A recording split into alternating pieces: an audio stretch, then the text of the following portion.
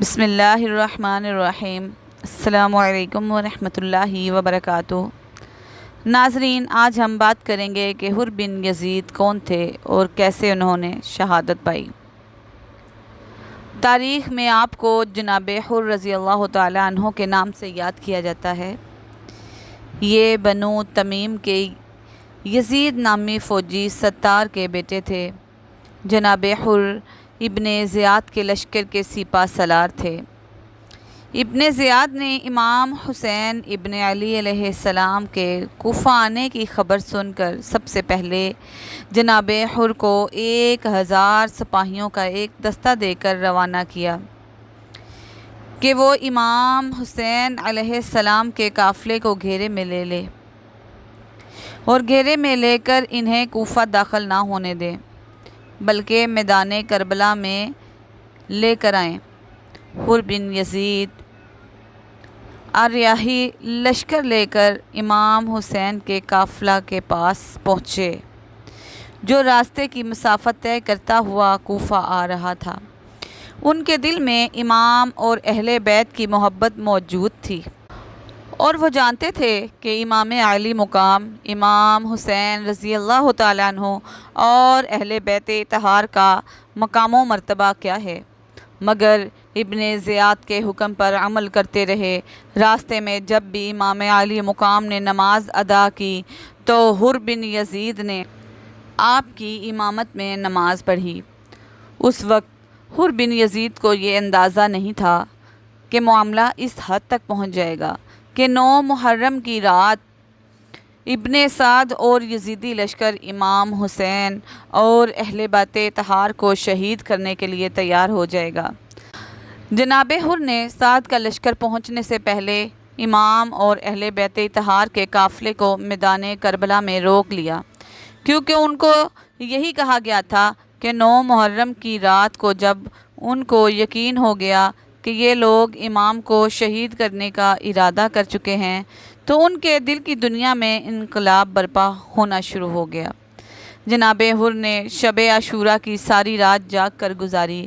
ان کو معلوم تھا کہ حق یقیناً آل رسول کے ساتھ ہے، لیکن ابن زیاد کے حکم کے مطابق امام حسین کو میدان کربلا میں روکنے والے خود حر بن یزید ہی تھے۔ 10 محرم الحرام سن 61 ہجری کی صبح میدان کربلا میں سب سے پہلے امام حسین ابن علی علیہ السلام نے یزیدی فوج کے سامنے خطبہ ارشاد فرمایا۔ اس وقت جناب حر ابن سعد کے لشکر میں موجود تھے، جو امام حسین علیہ السلام اور اہل بیت طہار پر حملہ کرنے کے لیے تیار تھا۔ اس سے پہلے کہ یزیدی لشکر حملہ کرنے کے لیے پیش قدمی کرتا، امام عالی مقام امام حسین علیہ السلام گھوڑے پر سوار ہو کر ان کے سامنے تشریف لے گئے اور بلند آواز میں خطبہ دیا، جس کو سب لوگوں نے سنا۔ آپ نے فرمایا، لوگو میری بات سن لو، میرے ساتھ چلو، نہ کرو۔ میں یہاں پر اپنے آنے کی وجہ بیان کرنا چاہتا ہوں۔ اگر تم میرے آنے کی وجہ جان لو گے اور میری بات کو سمجھو گے، میری بات کی تصدیق کرو گے، تو میرے ساتھ انصاف سے پیش آؤ گے تو نیکی کرو گے اور پھر مجھ پر الزام نہ دھر سکو گے، اور اگر تم انصاف سے کام نہیں لیتے تو جو تمہارا ارادہ ہے تم اس پر عمل کرو، اپنے ساتھیوں کو پکارو اور پھر جو تم سلوک کرو مہلت دو، میرا سہارا تو اللہ ہے، دوست رکھتا ہے۔ امام عالی مقام کے خطاب کی آواز خواتین کے خیمے میں بھی سنی جا رہی تھی۔ جب آپ کا خطبہ ان الفاظ تک پہنچا تو خیمے سے رونے کی آواز آئی، تو آپ نے اپنے بھائی حضرت عباس اور اپنے بیٹے جناب علی اکبر علیہ السلام کو ان کے پاس بھیجا کہ ان کو خاموش کرواؤ، انہیں ابھی بہت رونا ہے۔ چنانچہ یہ خواتین کے خیمے میں گئے، ان کو تسلی دی۔ پھر آپ امام علیہ السلام نے اللہ تبارک و تعالیٰ کی حمد و ثنا کے بعد دوبارہ اپنا خطبہ شروع فرمایا۔ آپ نے فرمایا، لوگو میرے حسب و نسب پر توجہ کرو اور دیکھو کہ میں کون ہوں، پھر اپنے دل سے پوچھو کہ تمہیں میرا خون بہانا جائز ہے۔ کیا میں تمہارے نبی کا نواسہ نہیں ہوں؟ کیا تم میں سے کسی نے یہ نہیں سنا کہ نبی کریم صلی اللہ علیہ وآلہ وسلم نے میرے اور میرے بھائی کے بارے میں فرمایا ہے کہ یہ دونوں جنتی جوانوں کے سردار ہیں۔ اگر تم میری بات کو سچ سمجھتے ہو، اور حقیقت میں یہ سچ ہی ہے کیونکہ میں کبھی جھوٹ نہیں بولتا، اور اگر تم مجھے جھوٹا سمجھتے ہو تو اب بھی اس دنیا میں حضرت جابر بن عبداللہ انصاری یا حضرت انس بن مالک یا حضرت زید بن ارقم یا سہیل بن سعد رضی اللہ تعالیٰ عنہ دنیا میں موجود ہیں۔ ان سے پوچھ لو اور مجھے بتاؤ، یہ حدیث تمہیں میرا خون بہانے سے روکنے کے لیے کافی نہیں ہے؟ اس موقع پر شمر نعیم نے مداخلت کی اور بولا، یہ اللہ کی عبادت ایک ہی رخ سے کرتے ہیں، اللہ جانے کیا کہہ رہے ہیں۔ جناب حبیب بن وزیر نے اسی وقت فوراً جواب دیا اور فرمایا، اللہ تعالیٰ نے تیرے دل پر مہر لگا دی ہے، اس لیے تجھے سمجھ نہیں آ رہی کہ امام عالی مقام امام علیہ السلام کیا فرما رہے ہیں۔ ان کی گفتگو کی تو امام علیہ السلام نے لوگوں سے مخاطب کیا اور کہا، اے لوگو، کیا تمہیں شک ہے کہ میں رسول کا نواسہ نہیں ہوں؟ دشمنوں کی طرف سے جب کوئی جواب نہ آیا تو آپ نے پکار کر کہا، اے شیش بن ربی، اے حجاج بن جید، اے قیس بن اشان، اے یزید بن حارث، کیا تم لوگوں نے مجھے خط لکھ کر نہیں بلایا تھا؟ اس پر انہوں نے انکار کر دیا۔ قیس بن اشیش نے کہا، آپ ابن زیاد کی بات مان کیوں نہیں لیتے؟ پھر یہ سب آپ کے ساتھ وہی سلوک کریں گے جو آپ چاہتے ہیں۔ آپ نے جواب دیا، تم ایسی بات کیوں نہیں کہو گے؟ آخر ہو تو محمد بن اشیش کے بھائی، کیا یہ تمہارے لیے کافی نہیں ہے کہ میرے بھائی مسلم بن عقیل کے خون کی ذمہ داری تجھ پر بھی ہے؟ اللہ کی قسم، میں اپنا ہاتھ ان لوگوں کے ہاتھوں میں نہ دوں گا۔ یزید ابن معاویہ ابن زیاد ابن سعد کے پورے لشکر میں صرف ایک شخص امام علی مقام کا خطاب دل کے کانوں سے سن رہا تھا، اس کا نام تھا حر بن یزید الریاحی۔ امام علی مقام کا خطاب حر کے دل میں ایک انقلاب برپا کر دیا۔ حضرت حر کی آنکھوں سے غفلت کے تمام پردے اٹھ گئے، حق و باطل کا فرق عیاں ہو گیا۔ جب ابن سعد نے جنگ کا آغاز کرنے کی غرض سے پیش قدمی کرنی چاہی تو حر بن یزید آگے بڑھے اور اس کو روک کر کہنے لگے، تو واقعی ان سے لڑے گا؟ ابن سعد نے کہا، ہاں۔ حر نے کہا، امام حسین نے مساحلت کی جو صورتیں پیش کی ہیں، کیا ان میں سے ایک بھی تم لوگ نہیں مانو گے؟ ابن سعد نے کہا، اگر میرے ہاتھ میں ہوتا تو میں ضرور مانتا، مگر کیا کروں، تمہارا حاکم نہیں مانتا۔ ابن سعد کا یہ جواب اس کی نیک نیتی پر مبعوث نہیں تھا، کیونکہ یہ خود رے کی حکومت کی لالچ میں کربلا تک آیا تھا، اور رے کی حکومت کو حاصل کرنے کے لیے امام حسین اور آپ کے ساتھیوں کو شہید کرنا اس کے نزدیک مہنگا سودا نہیں تھا، اور وہ اس کام کے لیے تیار تھا۔ ابن سعد کی لالچ کے بارے میں جناب حر جانتے تھے۔ جب اس نے کہا کہ تمہارا حاکم نہیں مانتا، تو جناب حر نے اپنی برادری کے ایک شخص حریرہ بن قیس سے پوچھا، حریرہ، تم نے آج اپنے گھوڑے کو پانی پلایا تھا؟ تو اس نے کہا، نہیں۔ تو کہنے لگے، پھر اسے پانی پلانے کے لیے لے جاتے کیوں نہیں؟ حریرہ بن قیس نے یہ سمجھا کہ یہ کنارہ کشی کرنا چاہتا ہے، یہ لڑائی میں شامل نہ ہوگا اور چاہتا ہے کہ مجھے اس بات کا پتہ نہ چلے کہ اسے مجھ سے خوف ہے کہ میں کہیں اس کے ارادے سے کسی کو آگاہ نہ کر دوں۔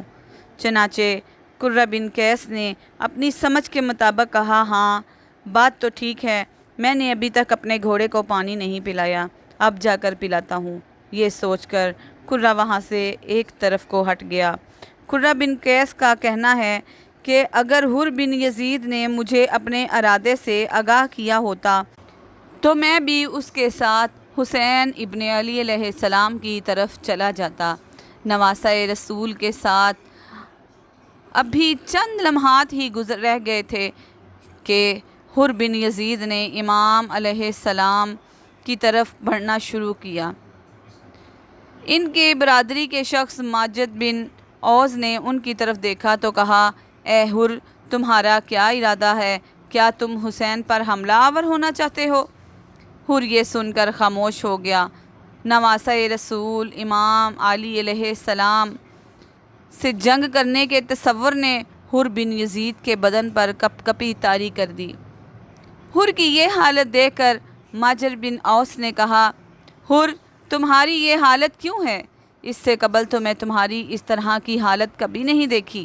مجھے جب بھی کبھی پوچھا جاتا کہ کوفہ میں سب سے بہادر شخص کون ہے تو میں تمہارا نام لیتا تھا، لیکن اس وقت تمہاری کیفیت بہت ہی عجیب ہو رہی ہے۔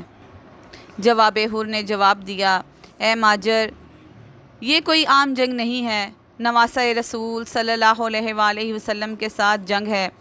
اس وقت میں جنت اور جہنم کے دوراہے پر کھڑا ہوں۔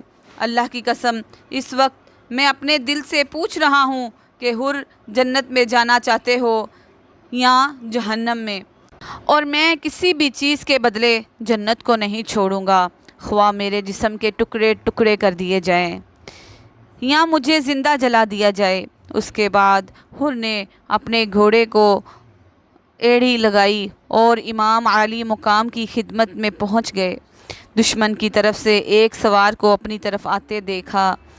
امام علی مقام علیہ السلام بھی اس کی طرف بڑھے۔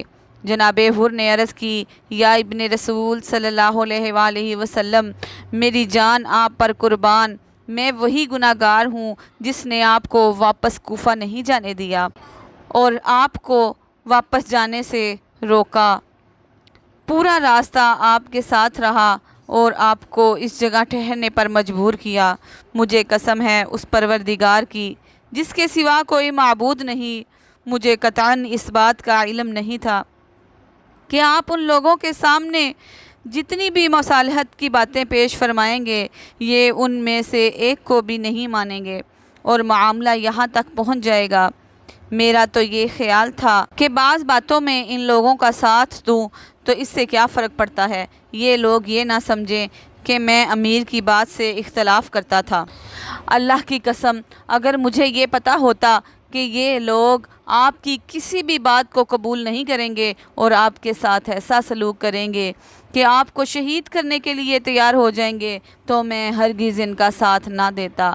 اب مجھ سے جو خطائیں ہو گئی ہیں ان کا ارتکاب مجھ سے نہ ہوتا۔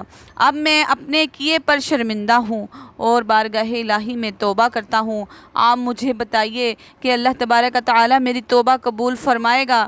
حسین ابن علی نے فرمایا، ہاں، اللہ تعالی قبول فرمائے گا اور تمہیں بخش دے گا، اور تمہیں بشارت ہو، جس طرح تیری ماں نے تیرا نام حر یعنی آزاد رکھا ہے، انشاءاللہ تعالی دنیا اور آخرت میں بھی تو آزاد ہے۔ اب گھوڑے سے اتر آؤ۔ حر نے کہا، میرا آپ پر اپنی جان قربان کرنے کے لیے گھوڑے پر سوار رہنا ہی بہتر ہے۔ امام علی مقام سے توبہ کی قبولیت کا سن کر حر بن یزید لشکر یزید کی طرف بڑھے اور کہا، لوگو، جو باتیں امام حسین نے تمہارے سامنے پیش کی ہیں ان میں سے کسی بھی بات کو تم قبول نہیں کرتے کہ اللہ تبارک و تعالیٰ تم کو ان کے ساتھ جنگ کرنے سے بچا لے۔ لشکر یزید سے آواز آئی کہ ہمارا امیر ابن سعد موجود ہے، اس سے بات کرو۔ جناب حر نے ابن سعد نے جواب دیا، میں بھی یہی چاہتا تھا، اگر ممکن ہوتا تو اسی طرح ہوتا۔ اس کا مطلب تھا ابن سعد صاف صاف جھوٹ بول رہا تھا اور کسی بھی صورت جنگ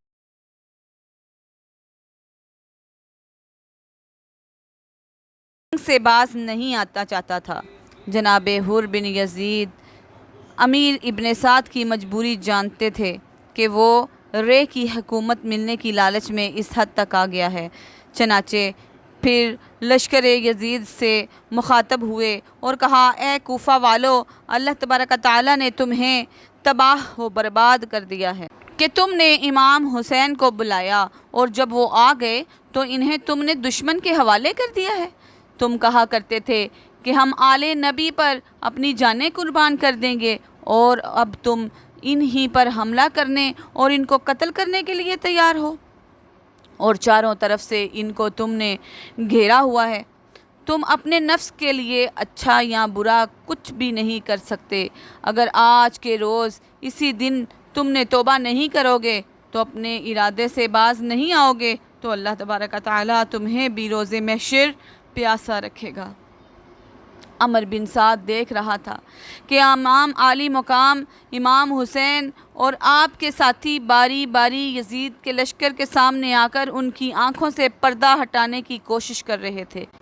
جس طرح حضرت حر بن یزید جو کہ یزیدی دستے کے سالار تھے، یزیدی لشکر سے نکل کر امام عالی مقام کے ساتھیوں میں شامل ہو کر اپنی جان قربان کرنے کے لیے تیار ہیں، تو اس نے جنگ میں مزید تاخیر نہ کی کہ کہیں مزید لوگ امام علیہ السلام کی عظمت و فضائل سے متاثر ہو کر ساتھ نہ چھوڑ دیں۔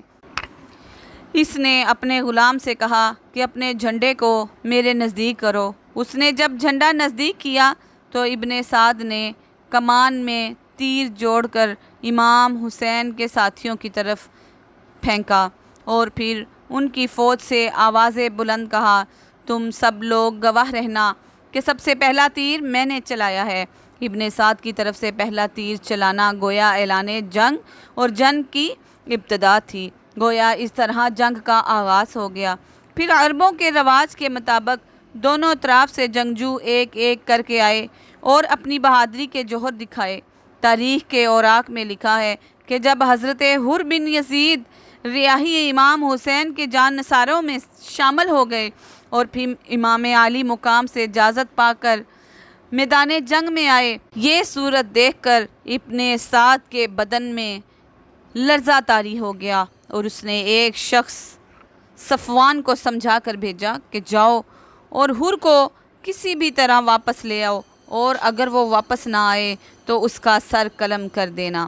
چنانچہ صفوان نے حر کے پاس آ کر کہا، اے حر، تیری عقل و دانائی پر ہم فخر کیا کرتے تھے، مگر آج تم نے کمال درجے کی نادانی کی ہے۔ مگر تم یزید بن معاویہ جیسے حاکم کو چھوڑ کر حسین ابن علی جیسے غریب الوطن مسافر کی طرف چلے آئے ہو۔ چلو واپس چلو، میں تمہیں لینے آیا ہوں۔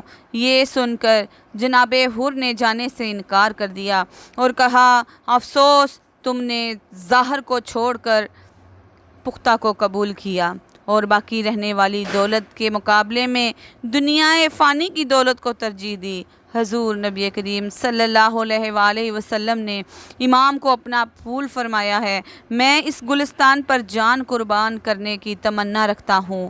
رضائے رسول صلی اللہ علیہ وآلہ وسلم سے بڑھ کر کونین میں کوئی بھی دولت نہیں ہے۔ صفوان نے کہا، اے حر، یہ تو میں اچھی طرح جانتا ہوں، لیکن ہم لوگ سپاہی ہیں اور آج مال و دولت یزید کے پاس ہے۔ حضرت حر نے جواب دیا، میں اس بات سے انکار کرتا ہوں کہ واپس آؤں۔ صفوان نے جب دیکھا کہ حر کے دل میں اہل بیت کی محبت گھر کر چکی ہے اور اس پر کوئی حربہ کام نہیں ہو سکتا، تو اس نے غصے میں آ کر نیزے سے وار کیا۔ حضرت حر نے وار بچا کر اس کو اپنے نیزے کے وار سے اسی جگہ موت کے گھاٹ اتار دیا۔ علامہ بن حریر طہری اپنی کتاب طہری میں لکھتے ہیں کہ آپ سے پہلے جب جناب حر لشکر یزید سے نکل کر امام حسین کے جانثاروں میں شامل ہوئے تو یزیدی لشکر سے ایک شخص یزید بن سفیان، جس کا تعلق بنی شکرہ سے تھا، کہنے لگا، اللہ کی قسم، اگر میں حر کو یہاں سے جاتے ہوئے دیکھ لیتا تو نیزہ لے کر اس کا پیچھا کرتا۔ میدان جنگ میں حضرت حر بن بریرہ کو بہادری کے جوہر دکھاتے ہوئے دیکھ کر فوج کے سربراہ حسین بن نمیر بن سفیان سے مخاطب ہو کر کہا، کیا تم اسی حر کو قتل کرنا چاہتے تھے؟ اس نے کہا، ہاں۔ پھر وہ مقابلے کی غرض سے سامنے آیا اور حضرت حر کو پکار کر کہنے لگا کہ مجھ سے لڑو۔ حضرت حر اس کی طرف بڑھے اور ہاں کہتے ہوئے اس پر نہایت جرأت سے حملہ کر دیا۔ حسین بن نمیر دیکھ رہا تھا، وہ کہتا تھا، اللہ کی قسم، حر کو اس قدر پھرتی سے حملہ آور ہوتے دیکھ کر یوں لگا جیسے مقابلے کی ہلاکت اس کے ہاتھ میں ہے۔ اس نے نہایت جرأت سے یزید بن سفیان کو موت کے گھاٹ اتار دیا۔ یہ صورتحال دیکھ کر دشمن کے لشکر کی طرف سے ایک دم حضرت حر پر چڑھائی کر دی۔ آپ بھی دشمن کی طرف بڑھے اور بے جگری سے ان کا مقابلہ کرنا شروع کر دیا۔ ساتھ ہی ساتھ یہ کہہ رہے تھے، مجھے قسم ہے اللہ کی، جب تک دشمنوں کو موت کے گھاٹ نہ اتار دوں اس وقت تک نہیں مارا جاؤں گا۔ جناب حر کے ہاتھوں سے دشمن کے بہت سے افراد قتل ہوئے اور بہت سے زخمی ہوئے۔ دشمنوں کی طرف سے بھی شدید مذمت کی اور جناب حر کا گھوڑا بھی شدید زخمی ہو چکا تھا۔ آپ برابر تلوار چلا رہے تھے، کئی مرتبہ نرغے میں آئے مگر اپنی شجاعت سے نرغے سے نکل آئے۔ آخرکار دشمنوں نے جناب حر کو گھیر لیا۔ ایوب بن مشرع نے جناب حر کو گھوڑے کی کونچیں کاٹ دیں۔ گھوڑا گرنے لگا تو جناب حر نے شیر کی سی پھرتی سے گھوڑے سے چھلانگ لگا دی۔ تھوڑی ہی دیر بعد ظالم کوفیوں میں سے ایک شخص نے جناب حر کو شہید کر دیا۔ انا للہ و انا الیہ راجعون۔ یوں حر بن یزید نے شہید ہو کر اعلیٰ مرتبہ پایا۔ ناظرین، آپ کو ہماری ویڈیو پسند آئی ہو تو لائک، شیئر، سبسکرائب ضرور کیجیے گا۔ جزاک اللہ خیر فی الدنیا والآخرہ۔